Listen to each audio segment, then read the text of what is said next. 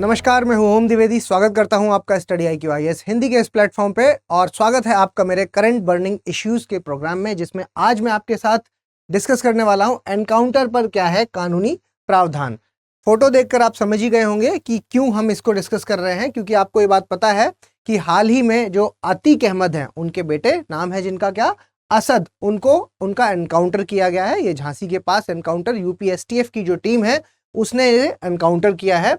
और इसमें जो आर्टिकल है उसमें आप एक चीज देख पा रहे होंगे कि यहां पर जो आगे लिखी हुई लाइन है वो है एक्स्ट्रा जुडिशियल किलिंग। ठीक है, एनकाउंटर को जो पॉपुलरली कहा एनकाउंटर के नाम से जिसको आप जानते हैं, उसका जो दूसरा नाम है वो है एक्स्ट्रा जुडिशियल किलिंग। तो ये क्या है एक्स्ट्रा जुडिशियल किलिंग, क्या प्रावधान है इसमें, किसके लिए लागू होता है, कौन सी इसमें गाइडलाइंस हैं जो हमें फॉलो करनी होती हैं। हमें का मतलब है जो सुप्रीम कोर्ट ने क्या क्या गाइडलाइंस दी हैं जो एक एनकाउंटर के लिए फॉलो करनी होंगी, या एनकाउंटर करने के बाद जो गाइडलाइंस है जो फॉलो करनी होती हैं, वो सारी चीजें हम इसमें आज जानेंगे। और वीडियो को शुरुआत करने से पहले मैं आपको एक इंपॉर्टेंट इन्फॉर्मेशन जो कि हमारे बैच 4 लाइफ फाउंडेशन बैच 4 से संबंधित है वो बता देता हूं। हमारा जो लाइफ फाउंडेशन बैच है वो 22 अप्रैल से शुरू होने वाला है। शाम को 6 बजे क्लास लगा करेगी डेली बेसिस पर, और संपूर्ण तैयारी इसमें UPSC की कराई जाएगी। ये बैच उन विद्यार्थियों के लिए है जो अपनी तैयारी को हिंदी माध्यम में करना चाहते हैं। अगर मैं इसकी फीस की बात करता हूं तो फीस है 30,500, लेकिन अगर आप मेरा कोड ओम लाइव यूज करेंगे तो फीस घट करके हो जाती है 18,999। तो जल्द से जल्द आप इसमें एडमिशन लीजिए और अपनी तैयारी है जो उसको संपूर्ण रूप से विकसित कीजिए। चलिए शुरू करते हैं अपना आज का वीडियो। और जो खबरों में क्यों है ये आज आप देख पा रहे होंगे यहाँ पर कि यहाँ पर ये लिखा हुआ है कि अतीक अहमद के बेटे असद का हुआ एनकाउंटर, है ना। तो ये हुआ, और इसके अलावा दूसरी चीज है जो वो है आपका कि एनकाउंटर पर NHRC और सुप्रीम कोर्ट ने किए गए थे जो दिशा निर्देश और जो प्रक्रियाएं हैं वो क्या है। इससे गैर न्यायिक हत्याओं का मामला जो है वो सुर्खियों में आया है। ठीक है, देखो क्या है, मैं आपको एक प्रकरण है जो वो पूरी बात है जो मैं आपको पहले समझा देता हूं। आप इसको ऐसे मानिए कि आप इसको ऐसे समझिए कि देखिए, एक होता है एनकाउंटर जिसको आप समझते हैं एनकाउंटर। ठीक,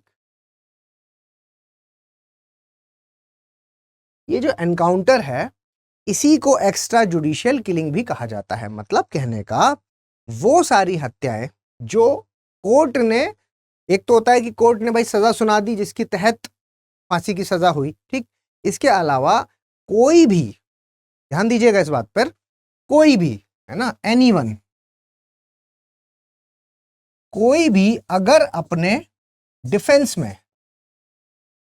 ठीक है, अगर अपने डिफेंस में, अपने बचाव में, है ना, बचाव में, अपने बचाव में कोई प्रतिक्रिया देता है और उस प्रतिक्रिया में किसी की हत्या हो जाती है, उसको हम एनकाउंटर या एक्स्ट्रा जुडिशियल किलिंग कहते हैं।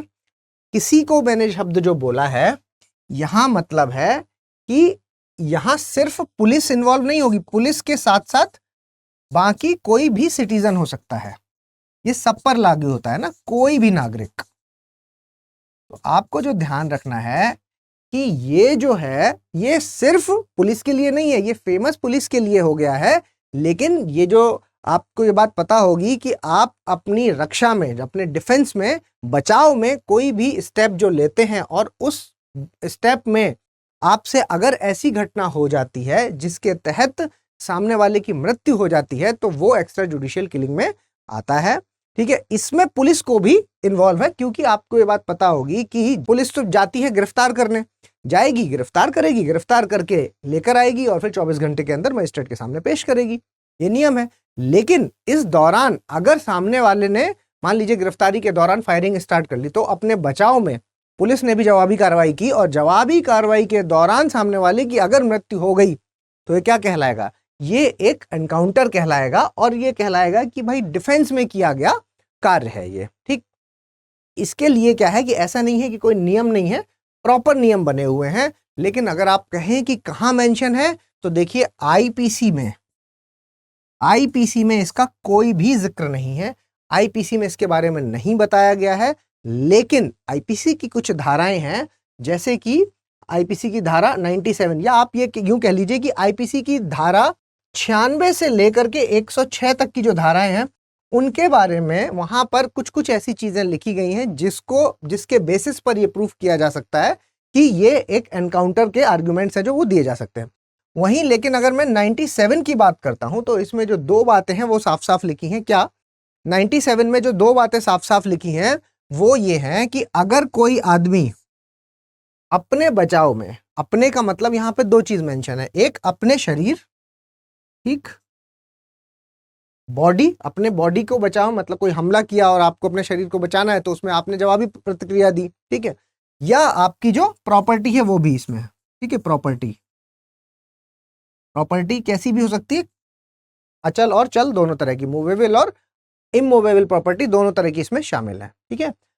अब क्या है, मामला ये है कि आपने बचाव में प्रतिक्रिया दी है और उस प्रतिक्रिया के दौरान कुछ ऐसा हो जाता है, प्रॉपर्टी को इंक्लूड करने का आप ऐसे समझ लीजिए कि आपको पता है कि हमारे देश में मैक्सिमम जो लड़ाइयां होती हैं वो प्रॉपर्टी के लिए हो जाती है, जमीन के लिए लड़ाई होती है। अब जमीन की लड़ाई चल रही है, वो मामला इतना बढ़ गया कि दूसरा वाला बंदूक निकाल के आ गया। अब बंदूक निकाल के आ गया, गोली वोली चलने लगी, आपने भी अपने बचाव में इधर से फायरिंग करी और उसमें मृत्यु हो गई, तो वो एनकाउंटर में काउंट होगा, ठीक है। वो अलग बात है कि उसकी फिर प्रॉपर जांच होगी, मतलब ऐसा नहीं है ना, प्रॉपर्टी का मतलब यहाँ ये नहीं है ना कि कोई आदमी आपका मोबाइल लेके भागा और आपने उसको गोली मार दी पीछे से, ये नहीं है उसका मतलब, ठीक है। आपने अगर ऐसा किया है तो उसकी प्रॉपर जांच होगी और जांच में ये चीज आनी चाहिए कि ये सेल्फ डिफेंस में किया गया कार्य है जिसके तहत ये मृत्यु हुई है, ठीक। तो ये प्रूफ होना चाहिए। तो इतनी चीजें हैं। अब आपको ये सारी चीजें समझ में आई कि हाँ भाई ऐसी चीजें हैं कि एक एनकाउंटर के आप फेवर में ये सारी चीजें देख पा रहे होंगे। लेकिन एक और चीज होती है साथ में, ठीक है, क्या है, साथ में आपने एक चीज और सुनी होगी जिसका नाम है फेक एनकाउंटर, है ना। फेक एनकाउंटर भी तो होते हैं। फेक एनकाउंटर जो हो रहे हैं उसके साथ भी तो एक समस्या है ना कि अब ये चीज जो जिसका एनकाउंटर हुआ है उसके परिवार वाले तो हमेशा यही कहेंगे कि ये फेक एनकाउंटर था, और जिसने किया है वो हमेशा ये कहेगा कि मैंने तो बचाव में किया है। तो इसके लिए कुछ है कि नहीं है कुछ नियम? तो हाँ, एक हमारा लैंडमार्क जजमेंट केस है जो कि 2014 का केस है, इसके बारे में डिटेल में देखेंगे, ये क्या है केस का नाम, ये सब देखेंगे। लेकिन अभी आप इतना समझ लीजिए कि 2014 का जो केस है उसमें उस वक्त के जो सीजीआई थे, आरएम लोधा, ठीक है, आरएम लोधा जो इसके सीजीआई थे, उन्होंने और जो एफ नरीमन, ठीक, एफ नरीमन, इन्होंने एक जजमेंट दिया और उस जजमेंट में उन्होंने 16 पॉइंट का एक प्रोसीजर दिया, ठीक है, क्या, 16 पॉइंट प्रोसीजर दिया, एक नियमावली एक प्रस्तुत की जिसमें उन्होंने ये चीज लिखी कि भाई ये स्टेप्स हैं जो पूरे फॉलो किए जाने चाहिए। जैसे कि आप जब कोई कार्रवाई करने जा रहे हैं तो सबसे पहले आपको क्या करना है कि फाइल में लिखना है, ठीक है, फाइल में वो बात लिखना है कि हम ऐसे ऐसे इस काम को करने के लिए जा रहे हैं। मान लीजिए किसी की गिरफ्तारी अगर आप करने जा रहे हैं तो पहले आपको फाइल में लिख करके फिर जाना है, और फिर जाने के बाद मान लीजिए कि वहां कुछ ऐसा हुआ जिसकी वजह से वहां एनकाउंटर हो गया, और अगर एनकाउंटर हो गया तो सबसे पहला काम आपको करना है कि एफआईआर दर्ज करनी होगी। एफआईआर दर्ज करने के बाद उसकी जांच होगी, ठीक है। उसकी जांच है जो वो कौन करेगा, उसकी जो जांच है वो कौन करेगा, वो या तो सीबीआई करेगा और या तो पुलिस करेगी, ठीक। पुलिस, अब आप पुलिस में ऐसा मान लीजिए कि जिस थाने ने ये किया है उस थाने को छोड़ के बाकी कोई दूसरे थाने की पुलिस, ठीक, या तो पुलिस करेगी या सीबीआई करेगी। ये जांच कंप्लीट होने के बाद आपकी मजिस्ट्रेरियल जांच होगी। अब ये जांच जब हो जाएगी फिर उसके बाद आपको एनएचआरसी को तब तक इसमें इंक्लूड नहीं करना है जब तक कि ये ना आता है सामने से ऐसा बयान ना आए कि इसमें कुछ इम्पार्शियलिटी हुई है, पीड़ित पक्ष को ये लगेगा कि इसमें इम्पार्शियलिटी हुई है, तो फिर आपको क्या है, एनएचआरसी को भी इंक्लूड करना होगा, ठीक है। ये भी पॉइंट लिखा है। इसके अलावा इसमें एक चीज और भी लिखी गई है कि उसके बाद ये सब पूरा करने के बाद जो आपकी रिपोर्ट है वो रिपोर्ट आप कहां पर दोगे, रिपोर्ट आपको देनी होगी कोर्ट में, कोर्ट में फिर आप रिपोर्ट दोगे, और फिर उसके बाद जब आप कोर्ट में रिपोर्ट दे दोगे तो अगले 6 महीने तक की भी सारी रिपोर्ट्स कि इस स्टेट में कितने एनकाउंटर हुए वो सारी रिपोर्ट भी आपको सौंपनी होगी। ठीक है, तो ये पूरा प्रोसीजर इसमें लिखा हुआ है, ये रिपोर्ट सौंपनी होगी। उसके बाद अगर और एक मतलब मान लीजिए कि ये प्रोसेस चल रहा है और इस प्रोसेस के दौरान जिस भी पुलिसकर्मी के जो भी पुलिसकर्मी इसमें शामिल होंगे उनको अपने हथियार हैं जो वेपन्स है वो जमा करवाने होंगे, मतलब रिवॉल्वर वगैरह है जो वो जमा करवानी होगी, वो नहीं रख सकते उस जांच के दौरान, ये सारी चीजें। तो ये सब आपको ये सब इसमें ध्यान रखना है। और ये भी ऑप्शन है कि मान लीजिए कि फाइनली फैमिली सेटिस्फाई नहीं है, सब कुछ हो गया लेकिन फिर भी फैमिली सेटिस्फाई नहीं है, तो वो कोर्ट भी जा सकते हैं, है ना। वहाँ का जो सेशन कोर्ट है उसमें अलग से फिर से इसको दाखिल कर सकते हैं, पीआईएल वगैरह है जो फिर से वो दाखिल कर सकते हैं, स्टार्ट कर सकते हैं। ठीक है, और अगर इस दौरान कोर्ट ने कुछ बदलाव किए हैं तो इसमें एक चीज और ये भी मेंशन किया गया कि अगर इस दौरान कोर्ट ने कुछ चीजें हैं जिनमें बदलाव किए हैं तो क्या होगा कि उस बदलाव को पूरे देश में, ठीक है, पूरे देश में लागू किया जाएगा। ये आर्टिकल 141 के तहत होगा, है ना। आर्टिकल 141 है जो वो ये शक्ति देता है कि कोर्ट में अगर कोई भी चीज है जो यहाँ पर लागू मतलब मान लीजिए कि किसी एक कोर्ट में इस चीज का कोई प्रावधान बना दिया गया है तो वो पूरे देश में लागू किया जा सकता है। ठीक है, तो ये पूरा बैकग्राउंड है। मेरे ख्याल से अब आपको ये बात समझ में आई होगी कि इसके लिए प्रॉपर प्रोसीजर मौजूद है। ठीक है, कोई ऐसी बात नहीं है कि मतलब अपनी मनमर्जी चल रही है, पूरी जांच आप देख पा रहे होंगे, पूरी जांच है जो वो होती ही होती है इसमें। ठीक है, चलिए देखते हैं क्या है पूरी खबर। देखिए क्या है एनकाउंटर। तो जैसा मैंने आपको अभी बताया कि गैर न्यायिक प्रक्रिया के तहत की गई हत्या जो है वो सभी क्या है एनकाउंटर के मामले में, एनकाउंटर के अंदर आते हैं। और इसमें जैसा कि आपको पता है कि आईपीसी में कहीं इसका जिक्र नहीं है। ठीक है, और न्यायिक प्रक्रिया की अनदेखी या हालांकि आईपीसी की धारा जैसा मैंने आपको बताया कि 96 से लेकर के 106 तक जो है इसके बारे में बताया गया है, लेकिन 95 है जो उसमें इसको प्रॉपरली ये चीज बताई गई है कि भाई आप अपने शरीर को बचाने के लिए और प्रॉपर्टी को बचाने के लिए जो डिफेंस में आप काम करते हैं उसको है जो वो एनकाउंटर की कैटेगरी में रखा जाता है। लेकिन वही है जो फेक एनकाउंटर वो भी चल रहा है। तो भाई फेक एनकाउंटर में क्या है कि बदला लेने की जो भावना होती है जिसके तहत कभी कोई जो मर्डर किया जाता है और उसको जब आप एनकाउंटर में दिखाते हो, आप उसमें ये कह करके दिखाते हो कि नहीं मैंने तो मतलब ये डिफेंस में किया गया कार्य था, तो फिर वो क्या हो जाता है कि फेक एनकाउंटर की कैटेगरी में आ जाता है। तो वहीं आप अगर डेटा की बात करेंगे कि भाई ये फेक एनकाउंटर इतना मतलब हाइप में क्यों रहता है, तो इतना हाइप में इसलिए रहता है कि जब एनएचआरसी से एक डेटा मांगा गया कि भाई आरटीआई के तहत डेटा मांगा गया तो एनएचआरसी ने बताया कि 2015 से 19 तक जो है वो कितना 211 केसेस हैं जो रजिस्टर हुए हैं। ये नहीं है कि सारे फेक थे, रजिस्टर हुए हैं, बस उसकी बात हो रही है। जिसमें कि सबसे हाईएस्ट नंबर कहाँ है, आंध्रा में। ठीक है, और फिर उसके बाद आपका उत्तर प्रदेश में। ठीक है, तो ये है इसकी वजह से क्या है कि क्योंकि इतने ज्यादा फेक एनकाउंटर्स के केसेस सामने आते हैं तो जिसकी वजह से ये हाइप में रहता है। इसके अलावा 2014 में जैसा मैंने आपको बताया कि सीजीआई आरएम लोधा और आर नरीमन है जो इनकी पीठ ने दिशा निर्देश जो है वो जारी किए हैं जिसमें 16 पॉइंट प्रोसीजर है जो उन्होंने बताया। और ये जो केस था वो 2014 वाला, उसका नाम क्या था, People's Union for Civil Liberties बनाम महाराष्ट्र राज्य मामला। ठीक, इसमें इस केस में ये जो 2014 का केस है इसमें इन्होंने ये प्रक्रिया है जो पूरी बताई है कि आपको एफआईआर करनी होगी, फिर पूरा रिकॉर्ड बनाना होगा, फिर सीआईडी है जो वो उसकी वो करेगी, जांच करेगी, फिर पुलिस जांच करेगी।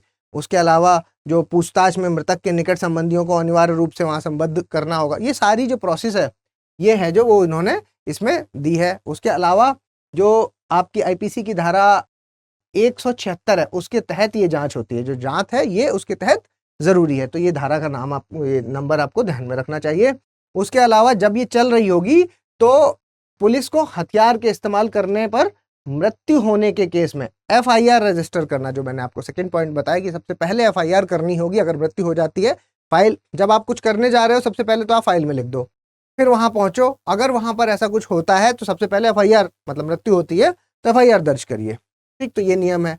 और फिर घटना की जानकारी एनएचआरसी या राज्य मानवाधिकार आयोग को भी भेजनी चाहिए। इन मानदंडों को भारतीय संविधान के अनुच्छेद 141 के तहत घोषित कानून के रूप में मान्यता भी मिली हुई है। ठीक, तो ये सारी चीजें हैं जो आपको इसमें ध्यान रखनी है।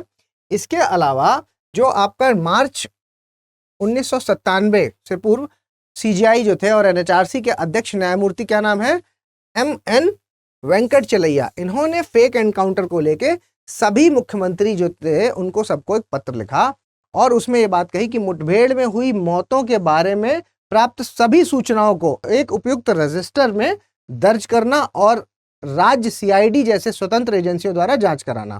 ठीक है, तो प्रोसेस वही है जो 16 पॉइंट है, उसी को आगे फॉलो करते हुए ये चीज़ है कि ये यहाँ पर किया है कि भाई रजिस्टर में ये सारी मौतें हैं जो उनको आप मेंटेन करिए और हर 6-6 महीने में इसकी रिपोर्ट है जो वो आपको भेजनी होगी। ठीक है, और 2010 में एनएचआरसी के तत्कालीन मुख्य न्यायाधीश जीपी माथुर के द्वारा इनमें संशोधन कर दिया गया, जिसमें क्या था कि मौतों के 48 घंटे के भीतर एक वरिष्ठ पुलिस अधीक्षक द्वारा एनएचआरसी को प्राथमिकी दर्ज करने और मजिस्ट्रियल जांच करने के आदि के संबंध में रिपोर्ट करना होगा।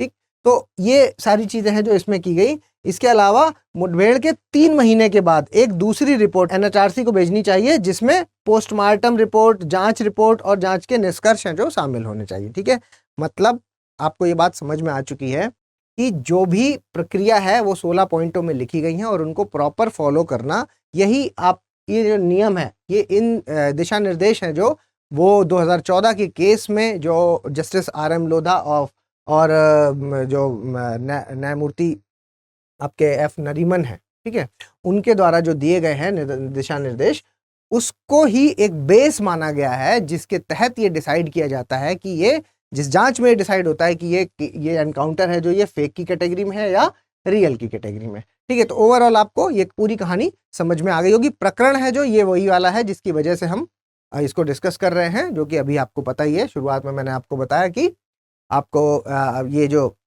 असद हैं उनकी अभी हाल ही में उनका एनकाउंटर किया गया है झांसी में यूपीएसटीएफ के द्वारा। ठीक है, तो मेरे ख्याल से ये इन्फॉर्मेशन है जो वो आपको पसंद आई होगी, तो प्लीज़ इसको लाइक, शेयर और सब्सक्राइब कर दीजिए। और अगर आप मुझे कुछ सजेशन देना चाहें तो प्लीज़ कमेंट बॉक्स में बताएं, या फिर om.narayan@studiiq.com पे आप मुझे मेल कर दीजिए। @omdivedi007 ये मेरा टेलीग्राम का यूज़र नेम है जिस पर आप पर्सनली मैसेज कर सकते हैं, और ओम द्विवेदी स्टडी IQ ये मेरा चैनल है जिस पर करंट अफेयर्स के लिए आप मुझे फॉलो कर सकते हैं। जल्दी मिलेंगे अपने अगले लेक्चर में, तब तक के लिए धन्यवाद।